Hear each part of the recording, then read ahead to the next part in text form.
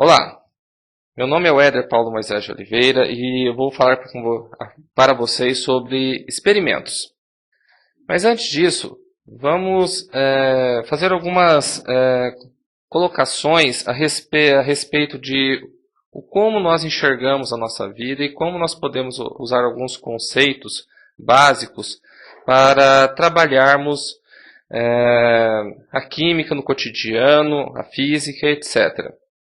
Então, a partir disso aí, nós vamos usar a seguinte premissa. A vida é simples, nós é que a complicamos. Além disso, vamos começar essa nossa discussão com uma história entre Sherlock Holmes e Dr. Watson, quando eles resolvem fazer um acampamento lá na Inglaterra. Então, chegando no local decidido onde eles iam acampar, eles montam a sua tenda. Após o trabalho árduo de montar essa tenda, eles resolvem fazer uma refeição e acompanhado, claro, de uma boa garrafa de vinho, da época, é claro, né?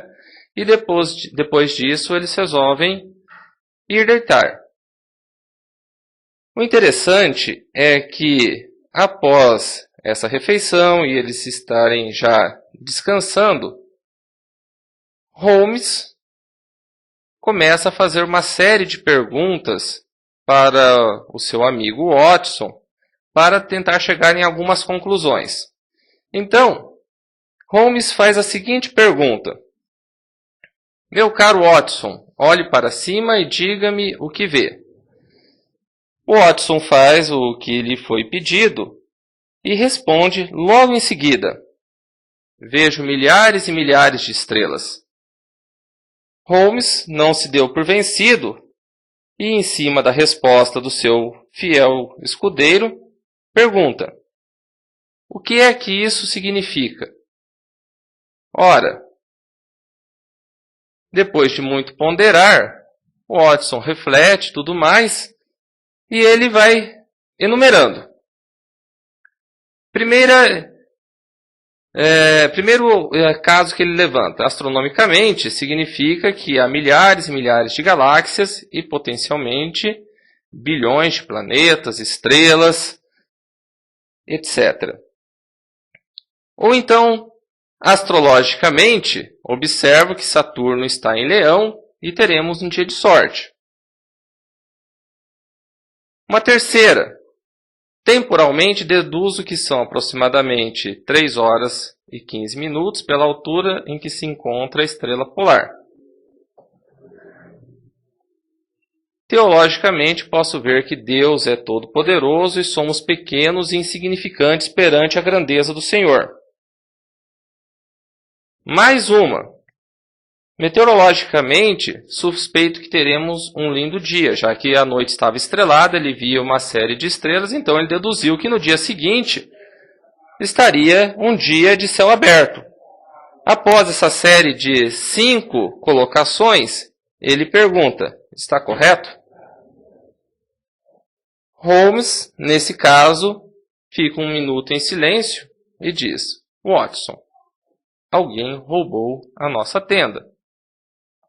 Ou seja, ninguém, com exceção de Holmes ali, se deu conta que após todo o trabalho que eles tiveram no dia de montar a tenda, fazer a sua refeição e tudo mais, a hora que eles foram descansar, alguém tinha ido lá e surrupiado o trabalho que eles tiveram durante o dia. Mas então o que isso tem a ver com a questão de experimentos?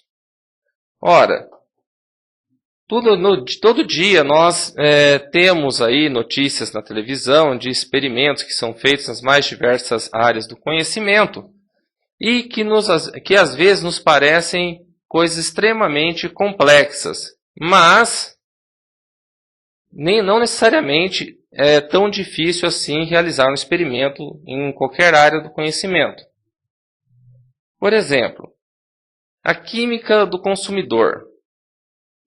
Ora, começando por creme dental, no creme dental nós temos uma série de substâncias que juntas compõem a pasta de dente e que traz uma série de benefícios para quem as utiliza.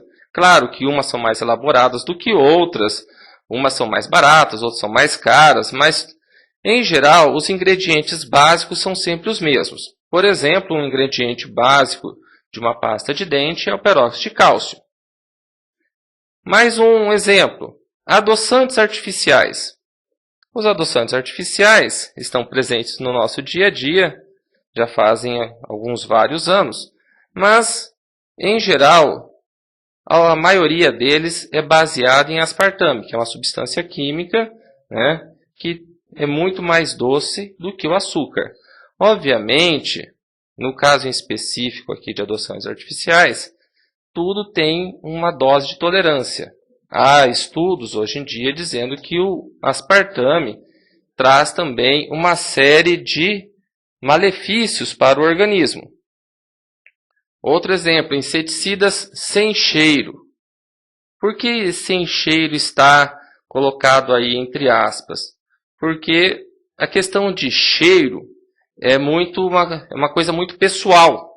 Eu posso não sentir cheiro, mas alguns de vocês podem sentir cheiros diferentes. Cada um tem a sua sensibilidade olfativa para determinados cheiros. E aí dizem que não tem cheiro porque o solvente é à base d'água. Mas o produto químico, né, que é o princípio ativo de um inseticida, eventualmente pode vir a ter cheiro. Uns têm um cheiro mais pronunciado do que outros. Um outro exemplo, óleo lubrificante multiviscoso. Hoje em dia, para qualquer carro mais sofisticado, conforme a temperatura do motor ela vai subindo, os aditivos que são utilizados nesses óleos multiviscosos vão alterando as propriedades físico-químicas desses óleos de modo a garantir uma boa eficiência do motor de carro. Shampoo termoativado. Isso aí está muito em voga hoje em dia porque conforme você lava o seu cabelo e expõe o seu cabelo ao sol, vai tendo ação de alguns componentes desse shampoo que vamos colocar aí o termo entre aspas também, ativados pela luz solar e proporcionam uma série aí de benefícios para os fios de cabelo.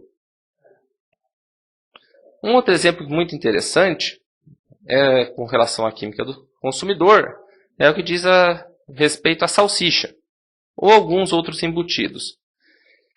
Na salsicha nós temos alguns ingredientes que possuem valor nutritivo, como por exemplo carne bovina e suína.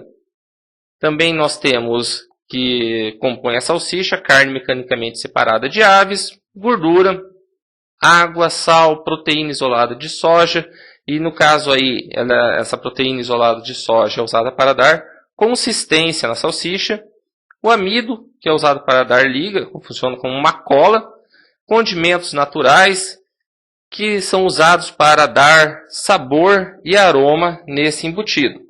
E depois nós temos uma série de outros aditivos que não possuem função nutritiva, mas que são utilizados aí para proporcionar um aspecto ou uma conservação maior desses produtos. Então nós temos os antioxidantes, que é o eritorbato de sódio, por exemplo, e a sua respectiva sigla. Estabilizantes, um exemplo é o polifosfato de sódio.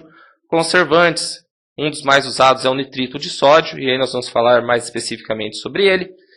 Temos os realçadores de sabor, que é o glutamato monossódico. Aqui nós podemos falar também um pouco sobre o glutamato monossódico, que é conhecido como o quinto sabor, além dos 4 usuais, que é salgado, doce, azedo e amargo. Corantes, né? Nós temos vários corantes, mas um dos corantes, aí, o natural, por exemplo, é o urucum. Então, falando especificamente do nitrito, né?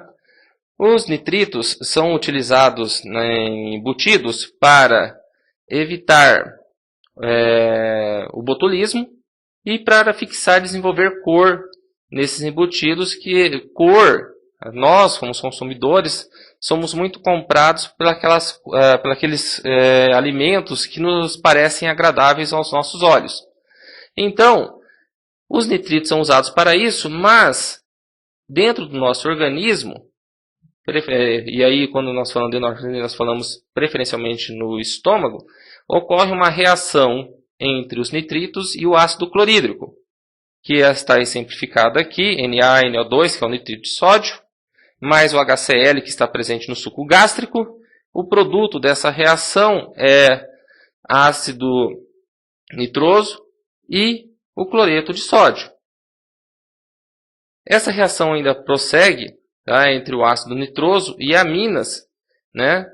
E essas aminas, quando reagem com o ácido nitroso, elas formam esse composto, que já é o produto da reação logo a seguir, que é uma nitrosamina. E as nitrosaminas, comprovadamente, são cancerígenas. E isso gera problemas. Bom, falando também então para a parte prática, uma coisa interessante, por exemplo, é o que nós vemos no sabão em pó. No sabão em pó, nós temos um fenômeno que acontece, chamado luminescência, e também nós podemos fazer uma série de cálculos estequiométricos. Quando nós falamos de shampoo, por exemplo, com pH ácido, nós temos que trabalhar conceitos de pH para cosméticos em geral. E aí nós temos que ter muito cuidado, porque o pH de cosmético tem que estar diretamente relacionado com o pH da nossa pele, ou que a nossa pele suporte. Um outro exemplo, condicionador com proteína. Então nós podemos fazer, por exemplo, uma hidrólise da proteína do leite e ver como nós podemos isolar essa proteína e depois tentar montar um condicionador usando essa proteína. Um outro exemplo é o óleo bronzeador, que são baseados em terpenos, e nós podemos fazer aí até uma questão de discutir a questão de racismo.